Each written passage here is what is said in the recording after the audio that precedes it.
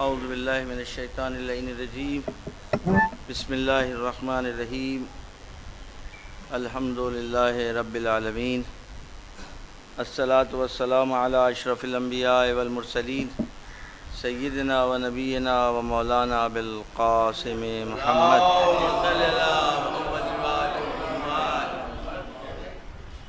وآلہ الطیبین الطاہرین المعصومین المنتجبین المنتخبین المطہرین الذین اذھب اللہ عنہم الرجس وطہرہم تطہیرا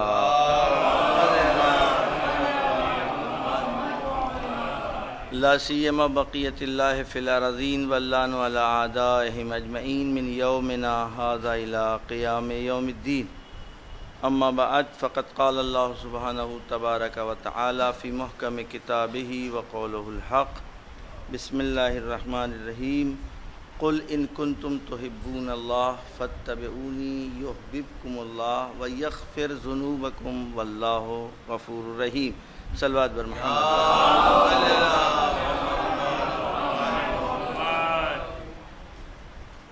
سال گزشتہ کے اسی عنوان کو آگے بڑھاتے ہوئے کل تمہیدی کو جو گفتگو ہوئی تھی آپ کے درمیان وہ اس موضوع پر ہوئی تھی کہ محبت کا دعویٰ جو لوگ کرتے ہیں ان سے قدرت نے محبت نہیں طلب کی۔ جو لوگ کہہ رہے تھے کہ ہم اللہ سے محبت کرتے ہیں تو پروردگار نے یہ نہیں کہا کہ تم پھر میرے حبیب سے محبت کر کے دکھاؤ۔ تو میں نے کل آپ کے سامنے عرض کیا تھا کہ کچھ دعوے ایسے ہیں جو ہم اور آپ بڑی جلدی سے کرتے ہیں، جن دعووں کی دلیل نہیں مانگی جاتی وہ دعوے بڑے آسانی سے ہم لوگ آپس میں کر لیتے ہیں، لیکن فنی چیزیں، ہنر، اس ٹائپ کی چیزیں کہ جہاں فوراً نمونہ مانگ لیا جائے، اگزامپل مانگ لیا جائے، وہاں پر کوئی دعویٰ نہیں کرتا۔ بڑوں سے رشتہ داری کے دعوے آپ کو بہت ملیں گے، میری فلاں سے رشتہ داری ہے، جو جتنا بڑا اسی اعتبار سے آپ دیکھ، کیوں؟ اس لیے کہ یہاں کون آیا ہے کہ آپ سے مانگے گا اور کون ثابت کر رہا ہے اور کون سے وہ مدارک پیش کیے جائیں گے کہ نہیں دیکھیے میری رشتہ داری ہے، میں بتا تو رہا ہوں۔ لیکن کبھی کسی ڈاکٹروں کی بز میں کوئی نہیں کہتا میں بھی ڈاکٹر ہوں۔ میں نے کل عرض کیا انجینئر سارے جمع ہوں، گفتگو ہو رہی ہو کسی پلانٹ کی، کسی گویا پروجیکشن کی، یا کہ ہاں یہ ہونا ہے یہ نہیں ہونا ہے، تو وہاں کوئی آپ کو ایسا دعویٰ دار نہیں ملے گا کہ نہیں بھائی آپ مجھے بھی یہ پروجیکٹ، میں بھی ایک بہت بڑا انجینئر ہوں۔ صحیح ہے۔ کہیں پر شعراء بیٹھے ہوں، وہاں پر ذرا آپ ہمیں بتائیے کہ کوئی آدمی کہہ دے میں بھی شاعر ہوں۔ کیوں؟ اس لیے کہ جیسے ہی کسی نے دعویٰ کیا کہ فوراً کہیں گے ذرا سا آپ ایک شعر کہہ کے دکھائیے۔ بالکل ویسے ہی ہے کہ یہاں پر قرآن یہ کہہ رہا ہے کہ لوگ دعویٰ کر رہے تھے رسول سے، اللہ کے وہ خطاب کر کے، اور گویا اس ماحول میں کہ میں تو اللہ سے محبت کرتا ہوں، تو پروردگار نے کہا کہ یہ تو بڑا آسان سا ہے کہ میں محبت کرتا ہوں، اور اگر میں کہہ دوں گا کہ میرے حبیب سے محبت کرو تو ایک دعویٰ اور بڑھ جائے گا، وہ کہیں گے میں اللہ سے بھی محبت کرتا ہوں اور اللہ کے نبی سے بھی محبت کرتا ہوں۔ پروردگار نے کہا کہ ٹھیک ہے تم محبت کرتے ہو، ہم تمہیں جھٹلا نہیں رہے ہیں، لیکن ایک معیار بتلا رہے ہیں، کسوٹی تم کو بتلا رہے ہیں۔ کیسے پتہ لگے گا کہ تم ہم سے محبت کرتے ہو؟ ہم سے محبت کرنا ہے تو میرے حبیب کی اتباع کر کے بتاؤ۔ صلوات بھیجیے محمد والے۔ صحیح ہے، میرے حبیب کی اتباع کر کے بتاؤ۔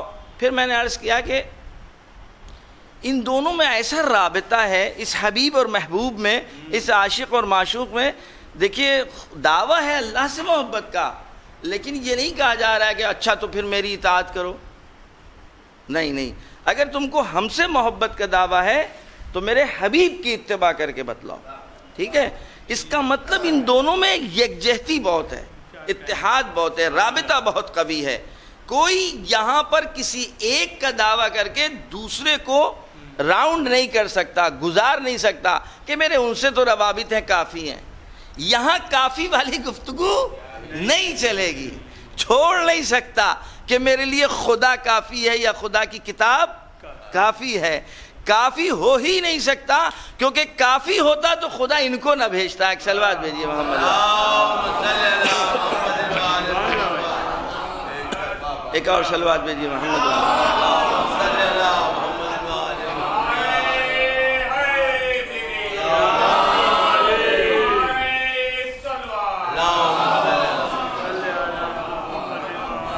پھر ایک دوسری بات جو آپ کے سامنے اسی سے ملتی جلتی ہے، یعنی اپنی بات کو آگے بڑھانے کے لیے جو میں نے عرض کی، جو سال گزشتہ بھی بیان ہوئی تھی، وہ یہ ہے کہ قرآن میں جہاں جہاں بھی لفظ اطاعت آیا ہے، اس کے اللہ نے اپنی اطاعت کے ساتھ محمد کی اطاعت کا ضرور ذکر کیا، کہ جو لوگ ہماری اطاعت کرتے ہیں اور میرے رسول کی اطاعت کرتے ہیں۔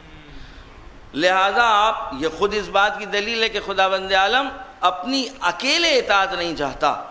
اور بات ایک سن لیں، اللہ کی اطاعت ہو ہی نہیں سکتی بغیر رسول کی اطاعت کے۔ ممکن ہی نہیں ہے کہ کوئی کہہ دے کہ میں اللہ کا مطیع ہوں لیکن رسول کا مطیع نہیں ہوں۔ یہ دو الگ الگ چیزیں نہیں ہیں کہ کوئی اللہ کی اطاعت کرے، کہے میں نے اللہ کی اطاعت کر لی، ابھی رسول کی اطاعت باقی ہے، ہو ہی نہیں سکتا۔ اللہ کی اطاعت رسول کی اطاعت کے ذریعے ہی ہوگی، کوئی راستہ ہی نہیں ہے اللہ کی اطاعت کرنے کا جز رسول کی اطاعت کے ذریعے۔ ٹھیک ہے، بس لیکن خداوند عالم نے ان کی عظمت کو بتانے کے لیے اپنی اطاعت کے ساتھ ساتھ اپنے رسول کی اطاعت کا اعلان کیا، من یطع اللہ ورسولہ، جو بھی اللہ کی اطاعت کرے اور اس کے رسول کی اطاعت کرے۔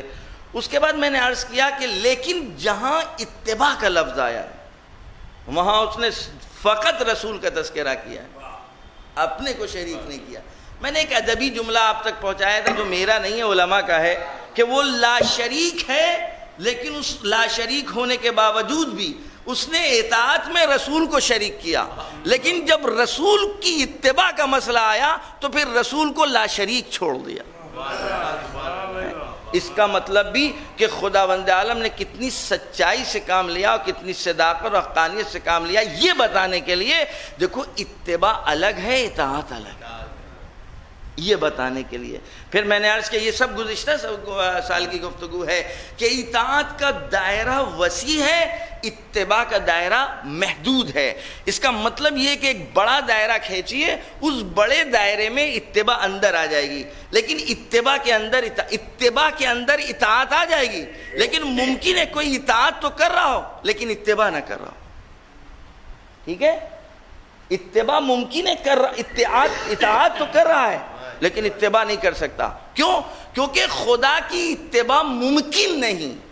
یہ بات میں نے کل آپ کے سامنے عرض کی تھی، خدا کی اتباع ممکن نہیں ہے، اطاعت ممکن ہے۔ اتباع کے لیے نقش قدم کی ضرورت ہے، اتباع کے لیے امیج کی ضرورت ہے، اتباع کے لیے کردار کی ضرورت ہے، اتباع کے لیے جسم کی ضرورت ہے، اتباع کے لیے سمت کی ضرورت ہے، اتباع کے لیے جہد کی ضرورت ہے، اتباع کے لیے راستے کی ضرورت ہے، اتباع کے لیے سنگ میل کی ضرورت ہے، اتباع کے لیے بورڈ کی ضرورت ہے، اتباع کے لیے ایرو کی ضرورت ہے۔ یہاں سے ادھر مڑنا، رکنا نہیں، مڑو گے تو اتباع ہوگی، رک گئے تو عاصی و گناہگار۔ صلوات بھیجیے یعنی چوراہے پر جانے کے بعد تمہیں اختیار نہیں ہے کہ تم درمیان سے گلی کوچوں سے گزر جاؤ، پہنچو گے نہیں اگر اپنی مرضی سے کوئی گلی کا انتخاب کر لیا۔ رسول اکرم بیٹھے ہوئے تھے،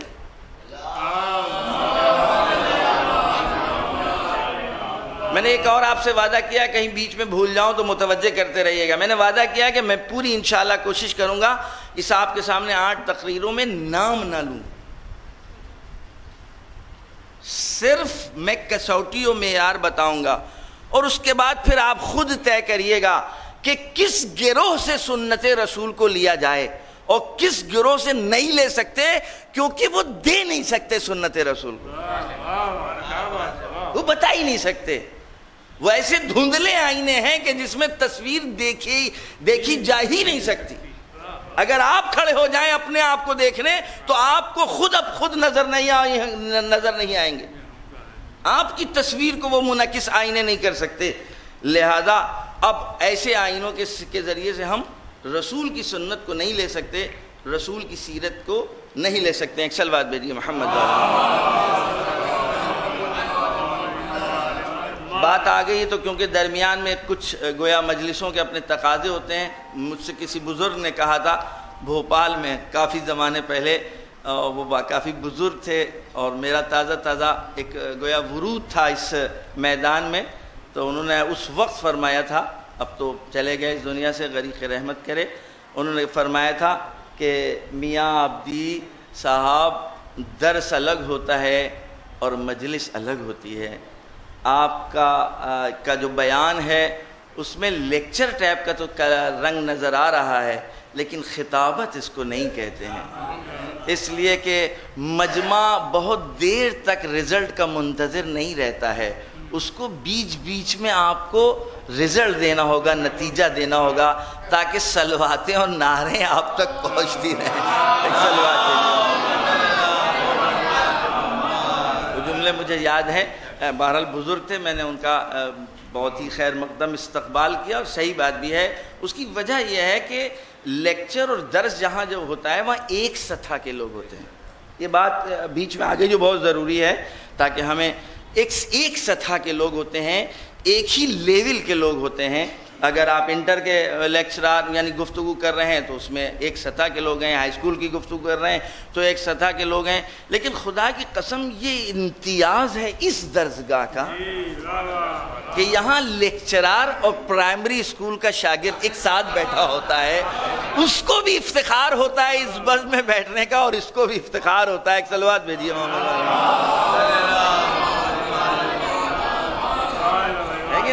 نہیں، استاد بھی بیٹھا ہوتا ہے، شاگرد بھی بیٹھا ہوتا ہے، انٹر کے بھی اس میں ہیں اور گریجویشن کے بھی ہیں، پوسٹ گریجویشن کے بھی ہیں. تو یہاں پر اگر گفتگو اس طرح کی ہو جائے تو کچھ لوگوں کے لیے گراں ہوگی، کچھ لوگوں کے لیے اچھی ہوگی، کچھ لوگ بور ہوں گے. تو اس لیے بیچ میں آپ نتیجے دیتے رہیے. صلوات بھیجیے محمد. اب جو میں واقعہ بیان کرنے جا رہا ہوں ڈائریکٹ میرے موضوع سے متعلق نہیں ہے، لیکن وہی والی بات ہے جو عمل کرنا پڑ رہی ہے. لیکن آپ اگر غور کریں، رسول اکرم بیٹھے ہیں بز میں، کہ رسول اکرم نے کوئی راستہ گوشہ چھوڑا نہیں ہے اپنے بعد میں اپنی سنت اور سیرت کو پہچنوانے کا. یہ یاد رکھیے، یعنی ہدایت کا کوئی راستہ آپ نے چھوڑا نہیں ہے. کوئی آدمی روز محشر کہہ نہیں سکتا کہ ہم کو بتایا نہیں گیا اور ہم کنفیوز رہ گئے اور ہم کنفیوژن کا شکار تھے، اس لیے ہم اس منزل تک نہیں پہنچے. لہذا اب آپ دیکھیں کہ سنت و سیرت تک پہنچنا ہے. رسول اکرم بیٹھے ہوئے ہیں اور بیٹھنے کے بعد بیٹھنے کے بعد خاک کے اوپر لکیریں کھینچ رہے ہیں. اصحاب نے دیکھا کہ یہ کیا کر رہے ہیں، قریب جا کر کے پوچھا یہ اللہ کے نبی یہ کیا کر رہے ہیں آپ؟ اور اب تو رسول چاہتے ہی تھے کہ آ کے پوچھو، یہ آ کے پوچھو، اس لیے کہ پوچھنے والا تو بز میں ایک ہی تھا، کوئی پوچھتا نہیں تھا. علی ابن ابی طالب علیہ السلام فرماتے ہیں کہ عرب کے بدوؤں کا انتظار کرتے تھے کہ کوئی عرب کا بدو آ کر کے رسول اکرم سے کوئی سوال کرے اور رسول اس کا جواب دے، اور یہ جواب لوگ سن لیں جو اطراف میں بیٹھے ہوئے ہیں. لہذا حضرت لکیریں کھینچ رہے ہیں، ٹیڑھی میڑھی ادھر ادھر، ایک لکیر سیدھی سا بالکل کھینچی. اللہ کے نبی یہ کیا کر رہے ہیں؟ آپ نے فرمایا میں یہ سب لکیریں جو کھینچ رہا ہوں یہ کسی مقصد کے تحت ہیں. اے اللہ کے نبی یہ ایک سیدھی لکیر اور باقی ٹیڑھی میڑھی گویا لکیریں کہاں؟ یہ جو سیدھی لکیر ہے یہ علی کا راستہ ہے. اور اس کے بعد حضرت فرماتے ہیں اگر منزل چاہیے ہے تو صرف اس راستے پر چلنا ہوگا. ایسا نہیں ہے کہ یہ بھی یہاں پہ جو گئے تو دیر میں پہنچ جاؤ گے اور ٹیڑھے میڑے پہنچ کر کے معلوم کوئی ایک سویرے پہنچا اور رات میں پہنچا. نہیں، بلکہ صرف یہ راستہ ہے، بقیے سارے کنویں ہیں، چاہ ہے، گڈھے ہیں، دریا ہیں، تالاب ہیں. تم کو منزل تک اگر کوئی پہنچائے گا تو یہ علی والا راستہ ہے.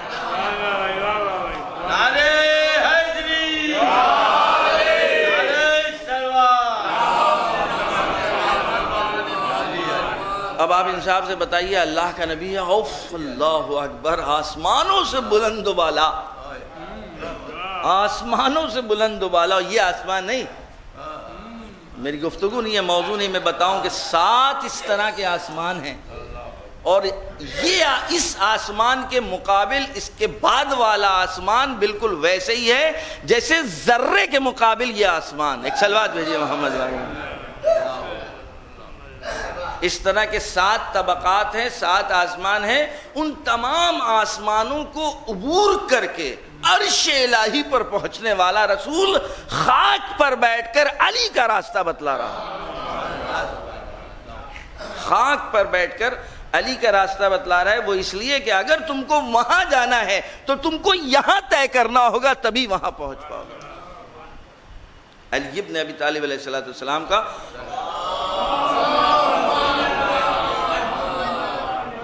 لہذا رسول اکرم نے ایسا نہیں ہے کہ کوئی جگہ چھوڑی ہو، کوئی گوشہ چھوڑا ہو کہ ہمارے بعد کوئی بھی امتی بھٹک سکتا ہے۔ لہذا اب خداوند عالم نے اسی تحت اپنے اس رسول کی سنت اور رسول کی سیرت کی اہمیت اور عظمت کو بتانے کے لیے قرآن نے 3 راستے اپنائے ہیں۔ خداوند عالم نے رسول کی صورت اور سیرت اور سنت کو بتانے کے لیے پہلے یہ پتہ لگ جائے کہ یہ سنت و سیرت کتنی اہم ہے کہ اس کو چھوڑا نہیں جا سکتا، کراس نہیں کیا جا سکتا۔ یاد رکھے گا میرے عزیز دوستو، کراس نہیں کیا جا سکتا، چاہے ہم ہوں یا غیر ہوں۔ ہم کو بھی دیکھنا ہوگا کہ میرا عمل کہیں سنت رسول کے خلاف تو نہیں ہے، سیرت رسول کے خلاف تو نہیں ہے۔ لہذا ابھی ہماری جو بحث عنوان یہ ہے کہ ہم سنت اور سیرت رسول کی حفاظت کیسے کریں۔ تو کیوں آخر حفاظت کریں؟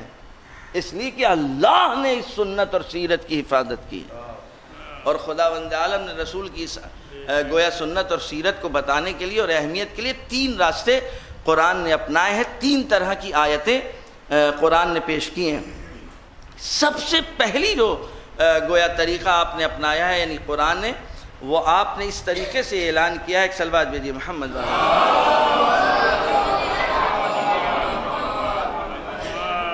خذوا ما آتاکم الرسول، جو کچھ بھی رسول دے اس کو لے لو۔ یہ ہے عظمت رسول اور سنت رسول اور سیرت رسول۔ بس قرآن نے 3 گروہ اور 3 طرح کی آیتوں کا استعمال کیا ہے سنت رسول کی عظمت اور اہمیت کو بتانے کے لیے۔ خذوا ما آتاکم الرسول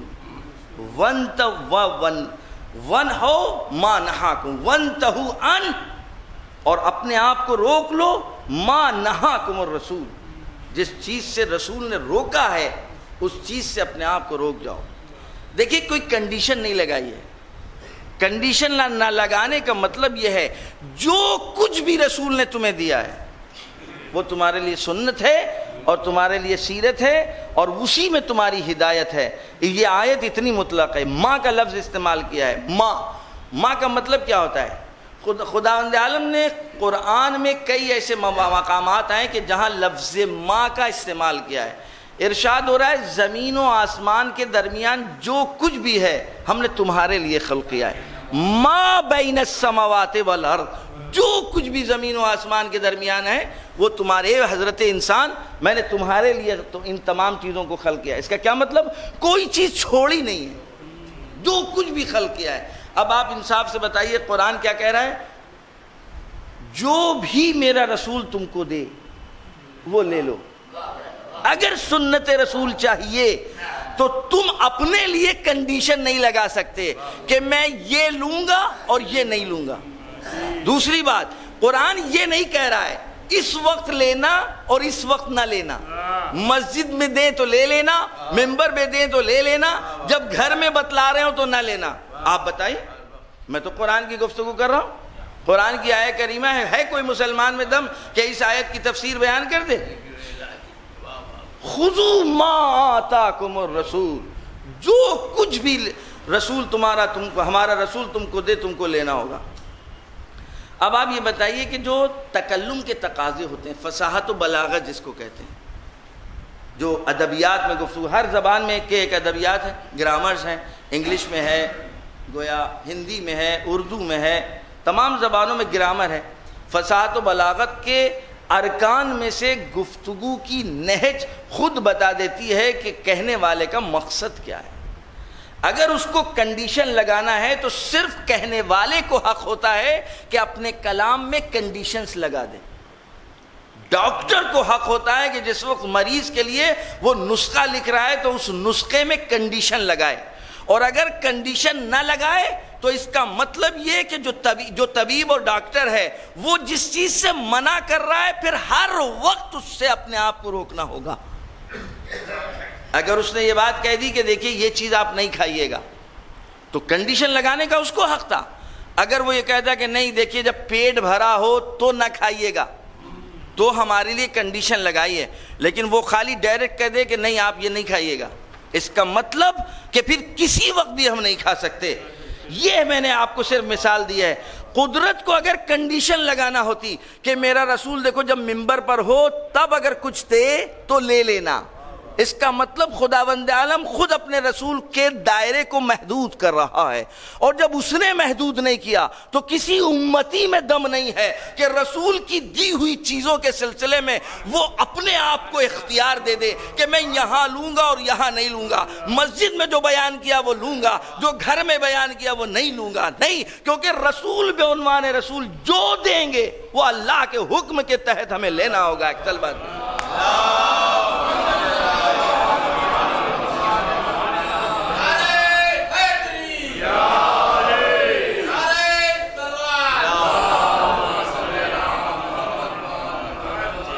سلوات بھیجیے محمد.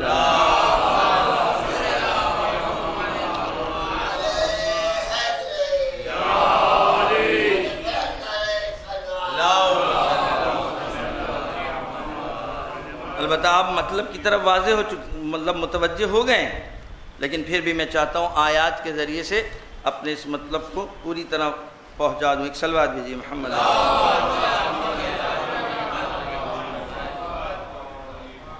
ایک اور سلوات بھیجیے.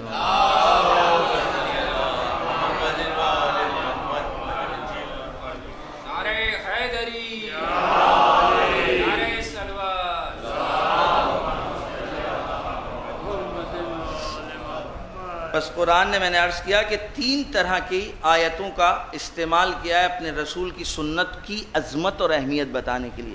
خود رسول کیا ہے اس پر بھی میں گفتگو کروں گا کل, کہ قرآن نے خود رسول کی جو عظمت بتائی ہے وہ کس طرح پیش کی ہے. طٰہٰ, یاسین, یا ایھا المدثر, یا ایھا المزمل, قم اللیل الا قلیلا. کم اٹھا کرو, کم جاگا کرو, کم اپنے آپ کو مشقت میں ڈالو. ما انزلنا الیک القرآن لتشقیٰ, میں نے تم پر قرآن کو اس لیے تو نہیں بھیجا کہ تم اپنے آپ کو مشقت میں ڈال دو. یہ ہے رسول. لا ترفعوا اصواتکم فوق صوت النبی, خبردار اپنی آوازوں کو رسول کی آواز سے بلند کرنا. خبردار خبردار رسول کے سامنے بلند آواز سے بولنا. دیکھو جب رسول کو آواز دے دو, آواز دو تو جس طرح آپس میں ایک دوسرے کو پکارتے ہو اس طرح نہ پکارنا. اللہ اکبر, یا رسول اللہ, یا نبی اللہ, اے اللہ کے رسول, اے اللہ کے نبی, اس طرح تم پکارو. خبردار کبھی نام لے کے پکار دینا. یہ بات فاطمہ زہرا تک بھی پہنچ گئی. یہ قرآن کا حکم ہے, قرآن کا حکم ہے, کنڈیشن لگی نہیں ہے. تمام مسلمان اس آیت کے مخاطب ہیں, لہذا فاطمہ زہرا سب سے پہلے مطیع ہیں قرآن کی. جیسے ہی رسول اکرم گھر میں آئے فاطمہ زہرا نے پکار کر خطاب کر لیا, یا رسول اللہ. رسول اکرم نے کہا, یا بنیا ہذہ ما نزلت لکی, یہ آیت تمہارے لیے تھوڑی نازل ہوئی ہے. اللہ اور اس کے رسول کو یہ پسند نہیں ہے کہ تم مجھ کو القاب کے ذریعے سے پکارو, تم ہم کو باپ کے رشتے سے کے ذریعے پکارو. یا ابتا, مجھ کو باپ کہو. ایک سلوات دیجیے محمد.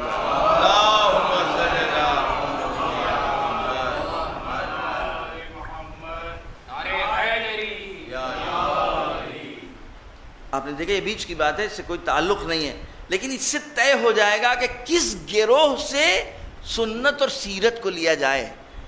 جہاں خود خدا فرق بتلا رہا ہو گروہوں میں. معین تو بھئی اس تمام آیات کے لہجے گروہ تو معین کیے دے رہے نا. ایک کے لیے حکم ہے کہ خبردار ان کو تم آپس میں جس طرح ایک دوسرے کو پکارتے ہو اس طرح نہ پکارنا، اور بلکہ القاب کے ذریعے سے پکارو، صفات کے ذریعے سے پکارو. اور جناب فاطمہ زہرا نے اگر یا رسول اللہ کہہ دیا تو فوراً خداوند عالم کے بارے میں بھی رسول نے ایسا نہیں کہا کہ صرف مجھ کو، بلکہ کہا کہ مجھ کو اور میرے خدا کو، اللہ کو اور اس کے رسول کو یہ نہیں اچھا لگتا ہے میری بیٹی تم ہم کو اس طرح پکارو. اور ہمارے لیے تو بہتر یہی ہے، ہمیں وہ اچھا لگتا ہے کہ جس طرح تم پہلے پکارتی تھی. اے میرے بابا جان، ایک صلوات بھیجیے محمد والے. خب 3 طریقے کی آیات کا نزول ہوا ہے. میں ابھی ایک آیت کے سلسلے میں گفتگو کر رہا تھا. ما آتاکم الرسول فخذوہ، جو کچھ بھی تم کو رسول دے اس کو لے لینا. میں نے یہاں پر جو تبصرہ میں کر رہا تھا وہ یہ تبصرہ یہ تھا کہ یہ بغیر کنڈیشن کے ہے، کوئی قید و شرط نہیں ہے.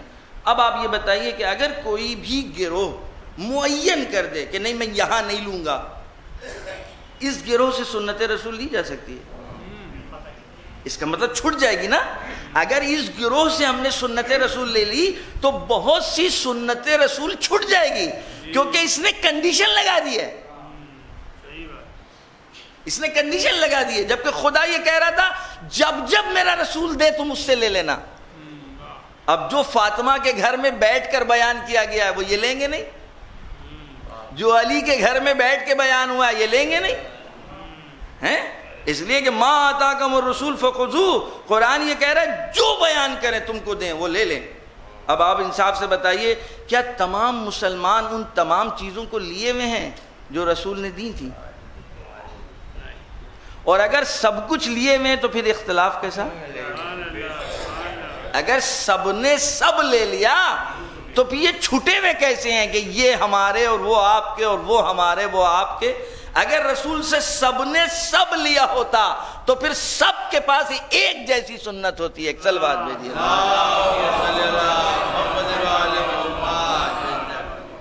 خوب ما آتاکم الرسول فخذوہ وما نہاکم عن فانتہوا عنہ، جس چیز سے تم کو روکا ہے اپنے آپ کو روک لو. اس میں بھی کوئی کنڈیشن نہیں ہے. اگر کوئی چاہے کہ ہم اپنے لیے دائرہ معین کر دیں، ہم اتنا سخت مولانا صاحب دین نہ بتائیے. اب مسجد تک صحیح ہے، اب مسجد کے بعد میری نجی لائف ہے، بھائی شادی بیاہ ہے، اب اس میں تو تھوڑا بہت تو چلتا ہے، تو پھر اس آیت پر عمل نہیں ہوگا. وما نہاکم عن فانتہوا، جس چیز سے روکا ہے اس سے اپنے آپ کو روک لو. اب کہیے کہ بھیا یا رسول اللہ شادی میں نہیں سنیں گے، اس دعاجی زندگی آئی. ادھر کسی نے سمجھانا شروع کیا، بھائی آپ کسی بچی کو لے کر کے آئیں اپنے گھر میں تو کبھی آپ کی بچی بھی کسی کے گھر میں جائے گی، تو ذرا اس طرح اعتماد اس طریقے سے اس کو دیکھیے. جس چیز سے رسول نے روکا ہے یہاں پر دیکھیے کسی چیز سے روکا تو نہیں ہے، اور وہاں کہیں کہ نہیں مولانا صاحب اتنا زیادہ ڈیپ میں دین نہ سمجھائیے. تو اب آپ یہ بتائیے کہ اس آیت پر عمل ہوگا؟ بھائی جہاں دوسروں کی بات، جہاں آپ کو لگتا ہے، ہمیں لگتا ہے کہ اشارے کہیں باہر جا رہے ہیں تو وہاں تو سلواتے اور نعرے حیدریہ، اور جب کہیں نشیب میں ادھر ادھر گھوم پھر کے محمد عابدی کی طرف آنے لگتا ہے معاملہ تو آدمی خاموش لگتا ہے کہ یار یہ تو تبلیغ کرنے لگے. ایک سلوات بھیجیے محمد والے. خدا کی قسم اگر اس آیت پر عمل کیا ہوتا تو ہمارے معاشرے میں طلاق اتنی ہو رہی ہوتی. اگر اس آیت پر ان دونوں آیتوں کو ہم نے اپنا لیا ہوتا اور میرے لیے معیار کسوٹی یہ ہوتی تو ہمارے معاشرے اور سماج میں جو اس وقت معیار کا جو کی پرسنٹیج جو طلاق کی بڑھ رہی ہے، میں آپ یہ بتائیے آپ لوگ بھی سماج میں زیادہ ہیں. ہم تو 12 نکاح ہی بہت کم پڑھتے ہیں کیونکہ ڈر لگتا ہے آج نکاح پڑھا 1 مہینے اور 2 مہینے کے بعد ہمارے ہی پاس ٹیلی فون آ رہا ہے، مولانا صاحب کوئی سیغہ آپ نے کون سا کوئی، اور کہیں دعا تعویذ والے سیغے اگر ہوں تو بھئی ہم وہ سب ہمیں آتے نہیں ہیں کہ کوئی اس طریقے کی گویا سیغے پڑھ دیے جائیں کہ جہاں صرف نکاح کا سیغہ ہو. اہل بیت نے جو اصول بتائے تھے اگر اس اصول کی پابندی ہو جائے تو خدا کی قسم پھر وہ جو ہمارے درمیان وہ بزرگ خواتین کہتی ہیں کہ تم لال لباس میں جا رہی ہو سفید لباس میں آنا، بس یہی وہ چیز ہے جو دین کہہ رہا ہے کہ دیکھو تم جا رہے تم نے اگر ایک رشتہ کیا ہے اہل بیت اور شریعت کی روشنی میں، تو کوشش کرنا کہ یہ رشتہ باقی رہے. صلوات بھیجیے محمد. بہرحال ہم لوگوں کو کہیں نہ کہیں سوچنا ہوگا. وما آتاکم الرسول فخذوہ، 3 دستوں کی آیتیں ہیں. دوسری، اطیعوا اللہ و اطیعوا الرسول و اولی الامر منکم، اللہ کی اطاعت کرو، میرے رسول کی اطاعت کرو اور اولی الامر کی اطاعت کرو. بحث میری ابھی اولی الامر پر نہیں ہے کیونکہ یہ ہمارے موضوع سے فی الحال خارج ہے.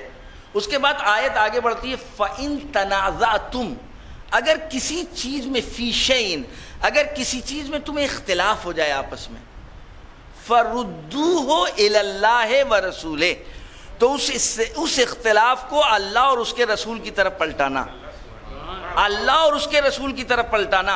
خود آپس میں کسی کو امام نہ بنا لینا. اگر تم میں خود صلاحیت ہوتی اختلاف کو دور کرنے کی تو خدا بند عالم پلٹاتا نہیں، تم خود طے کر لیتے. کیونکہ تم میں اختلاف ہے تبھی تم کو اللہ اور اس کے رسول کی طرف آنا ہوگا. فَرُدُّوهُ إِلَى اللَّهِ وَرَسُولِهِ، اس اختلاف کو اللہ کی طرف اور اس کے رسول کی طرف پلٹاؤ. پھر میں چاہتا ہوں اپنے آپ سے پوچھوں، خدا کی قسم اگر ہمارے اختلاف کا حل قرآن اور اہل بیت اور رسول ہو جائیں تو تھانے کی ضرورت پڑے گی؟ پولیس کی ضرورت پڑے گی؟ نہیں پڑے گی نا. ارے جس سماج میں اہل بیت کے اقوال موجود ہوں، جس سماج میں اہل بیت کی سیرت موجود ہو، وہاں اختلاف ان کی سیرت کیوں نہیں حل کر رہی ہے؟ تھانے کا برڈن کم کر دیجئے، وہ قدر کرنے لگیں گے. ہیں آپ کے اسی ملک میں کچھ ایسی بستیاں ہیں کہ جن بستیوں میں مومنین رہتے ہیں اور اس بستی میں کوئی کیس اس علاقے کے تھانے نہیں جاتا ہے، وہاں کے امام جمعہ کے پاس پہلے جاتا ہے اور وہیں حل ہو جاتا ہے. ایک صلوات بھیجیے محمد. البتہ امام جمعہ بھی ایسا ہو جو پارٹی نہ بن جائے. اگر خود وہ پارٹی بن گیا تو پھر اختلاف نہیں ہو سکتا، اختلاف دور نہیں ہوگا. ایک صلوات بھیجیے محمد.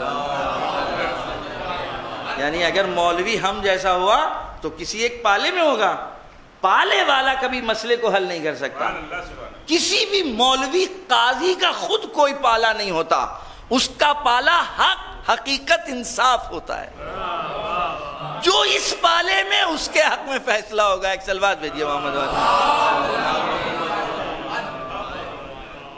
بات آگے تو سن لیں. 14 معصومین کے علاوہ کسی کا کوئی پالا ہی نہیں ہے، صرف 14 کا پالا ہے. ہر ایک کو یہ دیکھنا ہوگا ہم ان کے پالے میں ہیں کہ نہیں ہیں. اس کے علاوہ کوئی اپنا گروہ بنا ہی نہیں سکتا، حق ہی نہیں ہے بنانے کا. میں نے عرض کیا بڑے بڑے صحابہ تھے، تمام لکیریں تھی لیکن ایک لکیر تھی کا بس یہ، بس یہ لکیر ہے. ہم کو ہمیشہ اپنی زندگی کے ہر شعبے میں دیکھنا ہوگا کہ ہم اپنے اس اختلاف کو کیسے حل کر سکتے ہیں. اگر ہم لوگوں کے پاس اختلاف لوگ لے کر کے آئیں، وہ یہ کہیں مولانا صاحب اختلاف تو ہو گیا ہے، یہ بتائیے کہ اہل بیت نے اس میں کیا کہا ہے، مشکل حل ہو جائے. لیکن ہم مولویوں کے پاس بھی جب لوگ مسئلے لے کر کے آتے ہیں تو چاہتے ہیں ان کے حق میں اگر ہم نے کہہ دیا تب تو بہت اچھے مولوی ہیں، لیکن اگر فیصلہ ان کے خلاف ہو گیا تو اسی دن سے میرے پیچھے نماز پڑھنا چھوڑ دی جائے گی. کیوں؟ اس لیے کہ ان کو وہ ناراض ہو کر کے گئے. تو انصاف سے بتائیں کہ جو ہم نے اپنے مزاج کو پالا ہے، اپنے مزاج کو بنایا، یہ مزاج ابھی اہل بیتی نہیں ہے. یہ مزاج ابھی اہل بیتی نہیں ہے.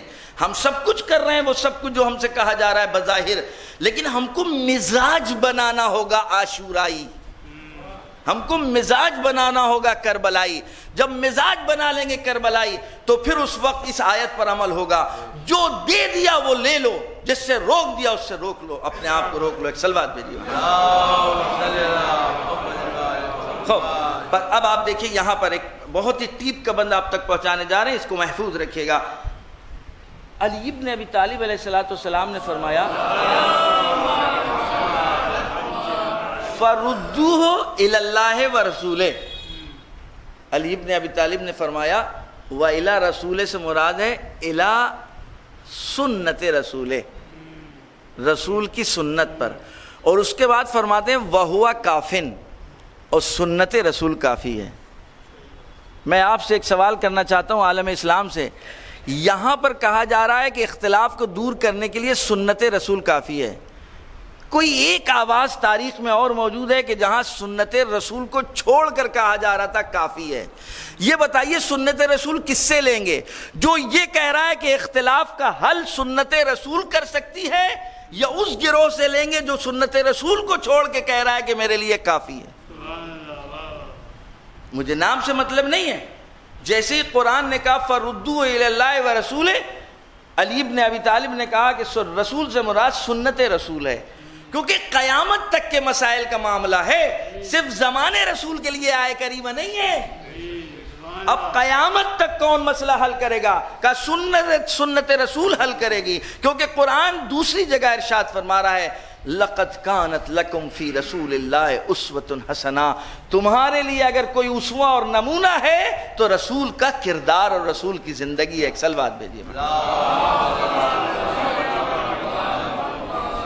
خوب، حضرت علی علیہ السلام نے فرمایا یہاں پر سنت رسول اور وہی کافی ہے۔ اب آیت میں نے عرض کیا کہ اس کے علاوہ ایک اور گروہ ہے آیتوں کا کہ جس سے سنت رسول کی اہمیت بتائی جا رہی ہے۔ وہ کون سی آیتیں؟ وَأَنزَلْنَا إِلَيْكَ الذِّكْرَ لِتُبَيِّنَ لِلنَّاسِ مَا نُزِلَ إِلَيْهِمْ، میں نے رسول تم پر قرآن کو نازل کیا تاکہ تم لوگوں کو بتاؤ کہ کیا ان کے بارے میں ہم نے نازل کیا ہے۔ اب اگر سنت رسول کی اہمیت اور عظمت نہ ہوتی تو خداوند عالم ان کو خود رسول کو خطاب کر رہا ہے، ہم نے قرآن کو تم پر نازل کیا ہے، تم پر نازل کیا ہے لِتُبَيِّنَ لِلنَّاسِ، تاکہ تم ان لوگوں کو بتا دو۔ اے میرے رسول مگر قرآن لوگوں کے اوپر نازل نہیں ہوا، کہا ہے تو لوگوں کے لیے، لیکن لوگ کو بیان کرنے والا بھی ہم معین کریں گے۔ یہ کہیں خود ایک دوسرے کو اپنے درمیان نہ بنا لیں کہ بتائیے قرآن کیا کہہ رہا ہے۔ ہم چاہتے ہیں اختلاف سے ان کو دور رکھنا، اور اسی وقت اختلاف سے دور رہ سکتے ہیں جب ہمارے مبین اور مفسر سے پوچھیں کہ قرآن کیا کہہ رہا ہے۔ سلوات بھیجیے۔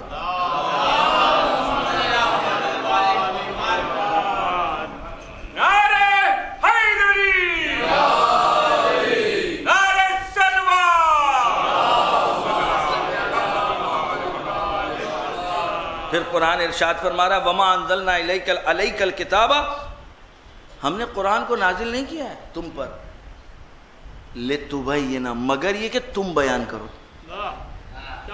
ہم نے قرآن کو تم پر نازل نہیں کیا ہے إِلَّا لِتُبَيِّنَ، مگر یہ کہ تم بیان کرو لَهُمُ الَّذِي اخْتَلَفُوا فِيهِ، ان لوگوں سے کہ جو آپس میں قرآن کے بارے میں اختلاف کر رہے ہیں۔ اس کا مطلب کسی کو اگر حق ہے ایک قرآن کے سلسلے میں فیصلہ کن خبر دینے کا تو صرف رسول اکرم ہے۔ رسول اکرم کے علاوہ کوئی نہیں اختلاف کو دور کر سکتا ہے۔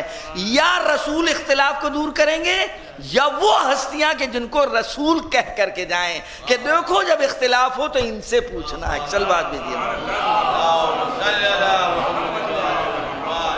کیوں بھائی ان سے پوچھنا؟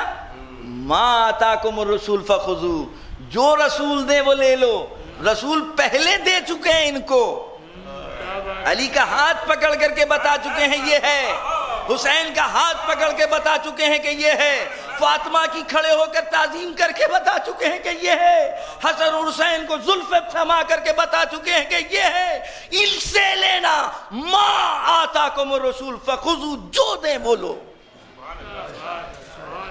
حق ہے تم کو کہ تم اپنے لیے کنڈیشن طے کر لو کہ ہم یہ لیں گے اور یہ نہیں لیں گے۔ ان شخصیتوں کو تم کو دے کر کے گئے کہ جن شخصیتوں کو اگر لے لیتے تو نہ کبھی سنت رسول میں گمراہ ہوتے اور نہ کبھی قرآن کی تفسیر اور تبیین میں گمراہ ہوتے۔ ایک سلوات بھیجیے محمد۔ انصاف سے بتائیے اس سے بڑھ کر واضح کچھ ہوگا؟ میں نے عرض کیا کہ کیونکہ یہ مجلس ہے اس کے تقاضے الگ ہیں، وگرنہ میں ابھی آپ کے سامنے اختلاف لے کر کے آتا کہ قرآن کے اندر خود مسلمانوں کے درمیان کتنا اختلاف ہے ایک ایک آیت کے بارے میں۔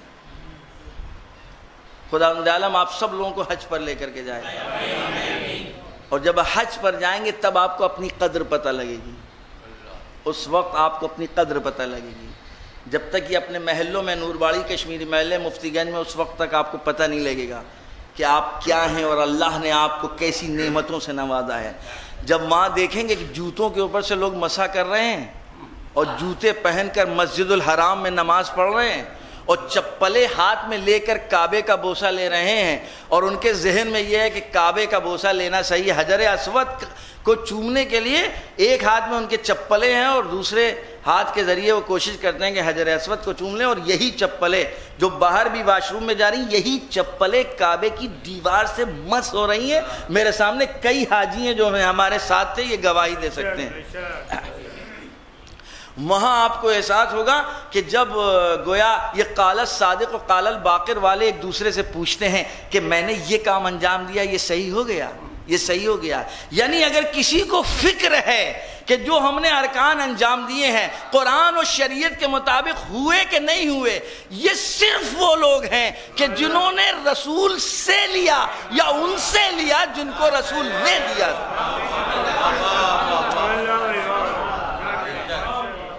خدا کی قسم، نہ کسی دشمنی، نہ کسی نفرت، نہ کسی تنفر کی بنا پر، نہ کسی اختلاف کی بنا پر دے رہے ہیں۔ یہ بات میں کہہ رہا ہوں زندہ جاگتی دلیل ہے، کیونکہ ہم لوگ حج کمیٹی سے گئے تھے، لہذا درمیان میں رہ رہے تھے، درمیان میں رہ رہے تھے۔ ہمارے روم باقاعدہ کامن تھے، گویا تمام اٹھنا بیٹھنا سب درمیان میں تھا۔ فکر اگر ہوتی تھی تو صرف اسی کو ہوتی تھی کہ جس نے رسول سے لیا ہے۔ اس کا راستہ، اس کی بلڈنگ اور ہماری بلڈنگ میں معلوم ہے 1 کلومیٹر کا فاصلہ ہے، لیکن اس کو پتا ہے کہ یہ محمد میاں عابدی بھی آئے ہوئے، ان کو شاید الف بے پتا ہے، ہماری وجہ سے نہیں آتے تھے، ان کو یہ پتا تھا کہ ان کے پاس رسول کا دیا ہوا الف بے ہے، یہ لے کر کے آئے اپنے ساتھ۔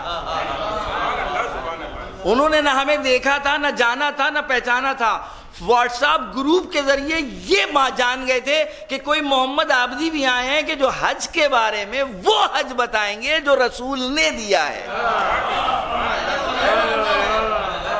اور معلوم ہوا جب آئے تو پوچھا کہ آپ کہاں رہتے ہیں؟ انہوں نے کہا میری بلڈنگ تو بہت دور ہے، لیکن وہ ایک مسئلہ پیش آ گیا تھا، کنفیوز ہو گئے تھے اور نہیں پتا کہ میں صحیح کیا ہے کہ نہیں کیا۔ اس وقت احساس ہوتا تھا اپنی ماں اور اپنے باپ اور اپنے آباء و اجداد کو دعائیں دینے کا کہ اب ہمارے اس حج میں وہ لوگ بھی شریک ہیں کہ جنہوں نے ہم کو وہ در بتا دیا کہ جس در سے ہم کو جو شریعت ملی ہے یہ وہ شریعت ہے کہ جو رسول نے دی تھی۔ ایک سلوات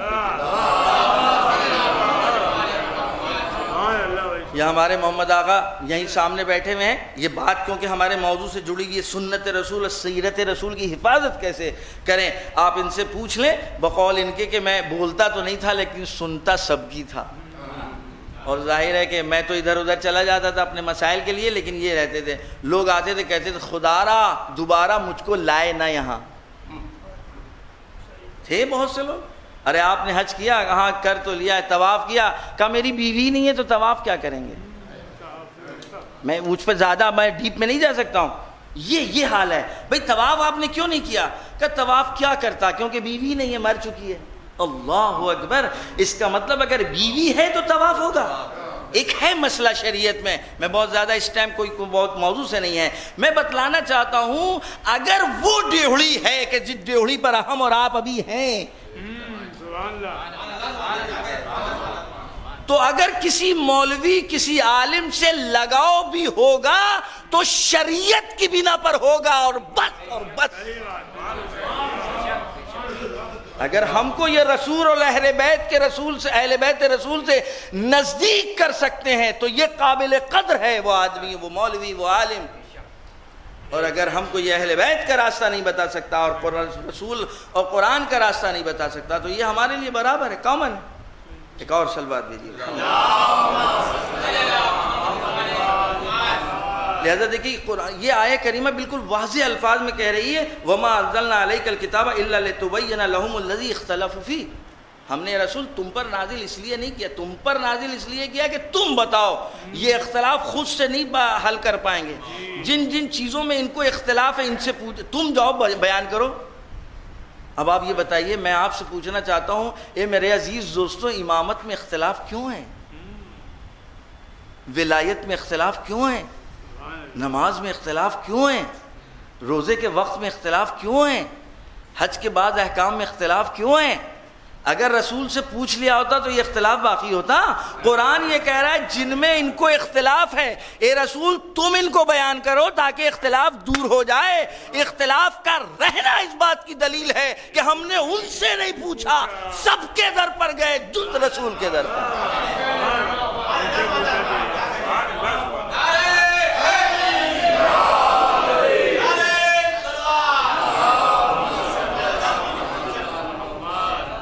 اور اب اگر ظاہر خدا نخواستہ کوئی، میں یہاں پر مناظرہ کرنے تو بیٹھا نہیں ہوں کسی سے، کیونکہ ہمارے سامنے مخاطب آپ ہیں.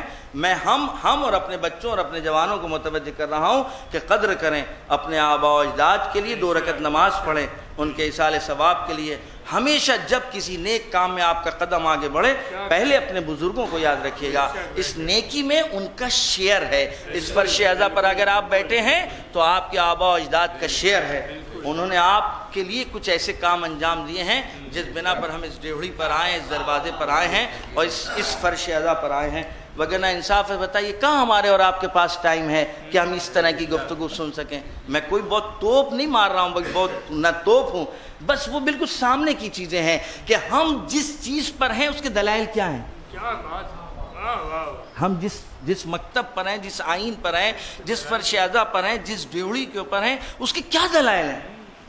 ہم تقلید تو کرتے نہیں، اس میں تقلید اس مسائل میں حرام ہے. ہم کو تو تحقیق کرنا ہے. لہذا میں نے یہ آپ کے سامنے قرآنی آیتیں پیش کی ہیں جو ابھی ایک گروہ آیات کا رہ گیا جو کل میں بیان کروں گا. بس 2 گروہ آیات کے ہم نے آپ کے سامنے پیش کیے. ایک وہ کہ جس میں کہا جا رہا ہے جو کچھ رسول نے وہ لے لو، تم اپنے اختلاف کو رسول کے پاس آ کر کے حل کرنا، وگرنہ تمہارا اختلاف دور نہیں ہو سکتا. پھر دوسری گویا آیات یہ بیان کر رہی ہیں خود رسول کو خطاب کر کے کہ اے رسول ہم نے قرآن کو تم پر نازل کیا تاکہ تم بیان کرو. اے رسول ہم نے قرآن کو نازل نہیں کیا مگر یہ کہ تم بیان کرو، اس لیے کہ جن میں یہ اختلاف پایا جا رہا ہے یہ اختلاف اسی وقت دور ہوگا جب تمہارے بیان کے مطابق یہ زندگی گزاریں.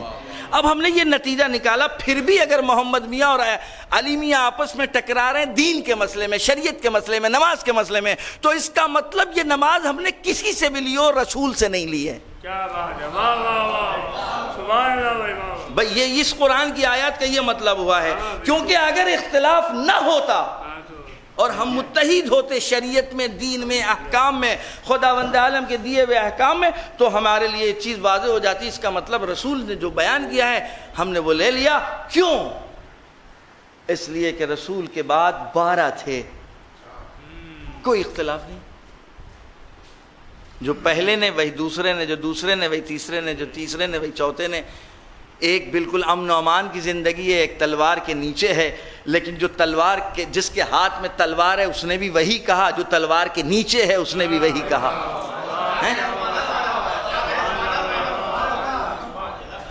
جو زندان کی 4 دیواری میں ہے اس نے بھی وہی کہا، جو زنجیروں اور ہتکڑیوں بیڑیوں میں جکڑا ہوا ہے اس نے بھی وہی کہا.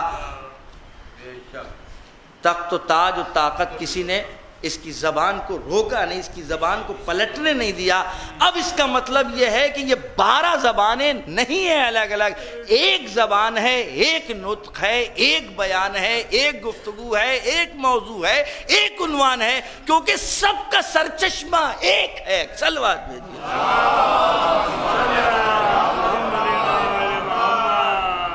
سب کا سرچشمہ ایک پر وہی نازل ہوئی ہے، ایک کے پاس وہی جمع ہے. جس کے پاس وہی نازل ہوئی وہ رسول تھا، جس کے پاس وہی کا علم جمع ہے وہ امام تھا. اس لیے یہ خزانۃ العلم تھے، علم رسالت ان کے پاس ہے. لہذا اب اگر ہمیں شریعت چاہیے ہے تو اس لیے ہم ان سے لے رہے ہیں کیونکہ یہ علم رسالت ہمیں پہنچائیں گے. یہی امتیاز ہے جو میں نے سال گزشتہ بھی بیان کیا تھا کہ یہ وہ 12 ہیں جب بیان کرتے ہیں شرعی احکام، جب بیان کرتے ہیں تو کہتے ہیں انا من ابی وہوا من ابی وہوا من ابی وہوا من ابی وہوا من جد وہوا من جبریل وہوا من اللہ تعالی. صلوات بھیجیے محمد. بس میرے عزیز دوستوں، کیوں ہم سارے تذکرے الگ الگ نہیں کرتے؟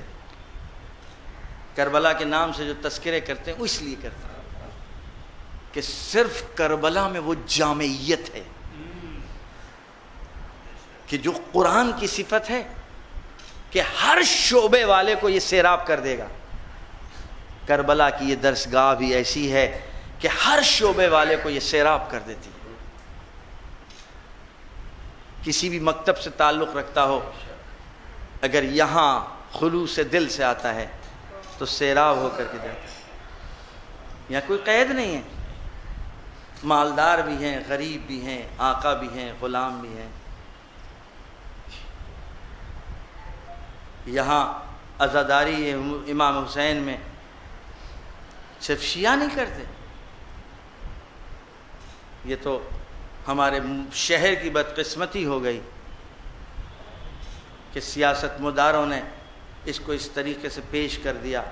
آج بھی مجھے اچھا نہیں لگتا ہے کہ یہ جو ہماری جب مذہبی مناسبتیں آتی ہیں تو گلی کوچوں کے اوپر ایک خاص طور سے ہمارے یہ پولیس کے جوان بیٹھال دیے جاتے ہیں. بیچاروں کو زحمت بھی ہوتی ہے. ہم اولاً ان کا شکریہ ادا کرتے کہ جو جہاں پر بھی ہے حفاظت کے لیے، لیکن سائیکلوجی طور کے اوپر یہ اشتباہ لگتا ہے مجھ کو. یہ خود ایک درار بڑھانے کا ایک معاملہ ہے. خدا نہ الحمدللہ مسائل کافی نارمل ہیں. اب یہ باقاعدہ پولیس کی دیوار کھڑا ہو جانا، اس کا کیا مطلب؟ شاید وہ اپنے اعتبار سے اپنی ذمہ داری نبھا رہے ہوں، لیکن اگر اس کے ساتھ ساتھ عزاداروں کی ایک کمیٹی ہوتی، کربلائیوں کی ایک کوئی کمیٹی ہوتی جن کا تعلق رسول کی رسالت سے عشق ہے، محبت ہے، وہ کہتے کہ جس گروہ نے رسالت بچائی ہے، جس نے شریعت بچائی ہے، اس کی قربانی کی یاد صرف تم نہیں مناؤ گے، ہماری بھی ذمہ داری ہے. ہماری بھی ذمہ داری ہے. بلکہ نہیں، حسین کی قربانی نے تو انسانیت کو بچایا. امام حسین کی قربانی نے تو انسانیت کو بچایا ہے. لہذا ہر انسان اگر اس کے سامنے کربلا کی قربانیوں کو صحیح معنوں میں پیش کر دیا جائے تو وہ یہ کہے گا نہیں، کربلا کی یاد ہم سے مخصوص ہے.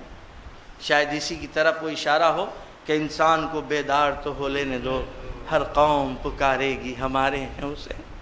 شاید اسی چیز کی طرف اشارہ ہو. آخر کیسے ممکن ہے کہ جس کا 6 ماہ بچہ پیاسا ہو؟ بتائیے، ہمارے ہندوستان جیسے ملک میں کہ جہاں ہمارے ہندو بھائی گرمیوں میں جگہ جگہ پانی پلانے کے لیے سبیلیں کھڑی کر دیتے ہیں، کیا جب کوئی پیاسا پہنچتا ہے یہ اس سے مذہب پوچھتے ہیں؟ اس کا دین پوچھتے ہیں؟ جبکہ شرپسند عناصر ماحول کو کتنا گندا کر رہے ہیں اور کتنا خراب کرنے کی کوشش کر رہے ہیں، لیکن میں نے تو نہیں دیکھا کہ کسی سبیل کے اوپر لکھا ہو کہ یہ سبیل مخصوص ہے کسی دین والوں سے، مسلمانوں سے، شیعوں سے، سنیوں سے، ہندوؤں سے. اگر ان کے سامنے بتایا جائے نہیں، ہم تم کو بتلا رہے ہیں ایک ایسے جنگل کی بھی بات کہ جہاں ایک جیالہ اپنے بچے کو، کہ جس نے زندگی بھر جس کے دروازے کے اوپر نہ جانے کتنے یتیم پلے، جس کے ماں باپ نے اپنے آگے کا کھانا اٹھا کر کے نہ جانے کتنے ضرورت مندوں کو اپنا کھانا دے دیا، جب اس کا بچہ پیاسا ہوا تو اس کو پانی نہیں ملا. اور کیا یہ حادثات کا نتیجہ تھا؟ کیا یہ اتفاقات تھے؟ یا نہیں، بلکہ یہ سب کچھ امام حسین کو پتہ تھا کہ اگر ہم کو دین محمدی بچانا ہے، اگر ہمیں شریعت محمدی بچانا ہے تو ہم کو یہ تمام مناظر کو برداشت کرنا ہوگا. یہی وجہ ہے 2 تاریخ کو جب آپ کا قافلہ سرزمین کربلا پر پہنچا ہے تو چلتے چلتے آپ کا راہوار رک جاتا ہے. آپ نے راہوار بدلا اور چاہتے ہیں کہ وہ آگے بڑھ جائے، لیکن وہ راہوار بھی آگے نہیں بڑھتا، وہ گھوڑا بھی آگے نہیں بڑھتا. یہاں تک کہ مقتل لکھتے ہیں کہ 7 گھوڑے آپ نے بدلے ہیں تاکہ آپ کو یہاں سے آگے لے جائے. آپ اپنے ساتھ جو لوگ تھے ان کو بتانا چاہتے ہیں کہ دیکھو یہ ہماری منزل ہے، یہی مقصد ہے، یہی ہم کو رکنا ہے. اور یہاں تک کہ آپ نے وہاں کے رہنے والوں کو بلانا شروع کر دیا اور پوچھنا شروع کیا، یہ بتاؤ اس سرزمین کو کیا کہتے ہیں؟ ایک گروہ آتا تھا اور اس سرزمین کا نام بتاتا جاتا تھا. کوئی غازریہ کہتا تھا، کوئی اس کا نام شط الفرات کہتا تھا، کسی نے کہا مولا اس کو نینوا بھی کہتے ہیں، لیکن امام فرماتے ہیں یہاں جو پرانا قبیلہ ہے ان کو بلایا جائے۔ امام نے اس کو بلایا، جب وہ آتے ہیں تو کہتے ہاں اے حسین اس کو کرب و بلا بھی کہتے ہیں۔ امام نے جیسے ہی نام کربلا سنا، عباس سے کہا عباس بس یہی خیموں کو نصب کرو، عباس یہی وہ جگہ ہے کہ جس جگہ کے لیے ہم سے وعدہ لیا گیا ہے، عباس یہی ہمارے جوانوں کو شہادت ملے گی، یہی میرا اکبر مارا جائے گا، یہی میرے عباس کے بازو قلم ہوگی، یہی میرے قاسم کا بابا ہوگا۔ جزاکم اللہ خیر الجزا۔ ایک مرتبہ خیمے نصب کیے جانے لگے، سب لوگ اترنے لگے، کہتے بیویاں جیسے ہی زمین کربلا پر انہوں نے اپنے پائے مبارک کو رکھا، ایک آندھی چلی، گرد و غبار اڑا، زینب کے سر پر پہنچا، زینب تڑپ گئی، بھیا بھیا بھیا بھیا اگر ممکن ہو تو یہاں سے کہیں دور خیموں کو لگاؤ بھیا، بھیا دل بیٹھا جاتا ہے بھیا، بھیا دل گھبرا رہا ہے بھیا، بھیا یہ سیادیا، بھیا یہ گرد و غبار ہے جو میرے سروں پر آ رہا ہے، میرا دل چاہتا ہے میں کبھی بھی شاید یہ خاک کربلا اپنی زبان میں آپ سے کہنا چاہتی ہے، بی بی جب آپ کے سروں سے چادریں چھینی جائے گی تو ہم اپنے گرد و غبار کے ذریعے سے آپ کے پردے کی حفاظت کریں گے۔ لیکن زینب کی تڑپ نے امام کو مجبور کیا، زینب سے فرماتے اے بیل یہی وہ زمین ہے جس کی مجھ کو خبر دی تھی، اور اس کے ایک روایت کے مطابق امام نے بتانا شروع کر دیا، زینب زینب یہی وہ وعدہ گاہ ہے جہاں میرے سر و تن میں جدا ہوگی، زینب یہی میرا اکبر مارا جائے گا، یہی قاسم کا لاشا پامال ہوگا۔ جزاکم اللہ خیر الجزا۔ بس 2 محرم گزر گئی، 4 محرم آئی، دستور آ گیا کہ خیموں کو ترائی کے کنارے سے ہٹایا جائے۔ امام نے جنگ کا آغاز نہیں کیا، خیموں کو ہٹا دیا، لیکن 7 محرم سے پانی ختم ہو گیا، بچوں کی آوازیں بلند ہونے لگی، ہائے پیاس ہائے پیاس ہائے پیاس۔ ایک منزل وہ بھی آتی ہے جب اصحاب اپنی قربانیاں دے رہے، لیکن میں کہوں گا صاحب ارے ابھی تم زندہ ہو، تم کو اتنا پاس ہے کہ کوئی عزیز کو پہلے جانے نہیں دیتے، ایک وقت وہ بھی آنے والا ہے جب یہی آقا حسین کربلا میں تک کو تنا ہوگا، کبھی دائنی طرف دیکھے گا کبھی بائیں طرف دیکھے گا۔